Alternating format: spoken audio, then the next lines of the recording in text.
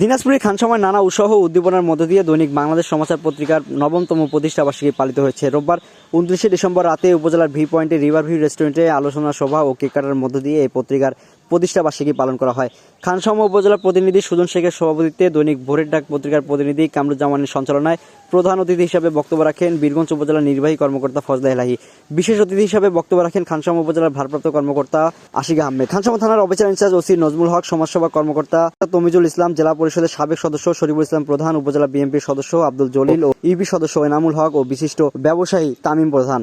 এছাড়াও শুভেচ্ছা বক্তব্য প্রদান করেন খানসামা উপজেলার দৈনিক কর্তব্য প্রতিনিধি মোজাফর হোসেন, দৈনিক নবচেতনা প্রতিনিধি আজিজা রহমান, দৈনিক ইত্তেফাক প্রতিনিধি নূরনবী ইসলাম, দৈনিক কালবেলা ও চ্যানেল এস টেলিভিশনের প্রতিনিধি মাসুদ রানা, দৈনিক খোলা কাগজের প্রতিনিধি ফারুক আহমেদ, বীরগঞ্জ উপজেলার বাংলাদেশ সমাচার প্রতিনিধি জাহিদ হোসেন, ঝারবাড়ি নিউজের পরিচালক জাকির হোসেন ও বীরগঞ্জ উপজেলার বৈষম্য বিরোধী ছাত্র আন্দোলনের সমন্বয়ক সুমন সহ সুজন শেখ, খানসামা, দিনাজপুর।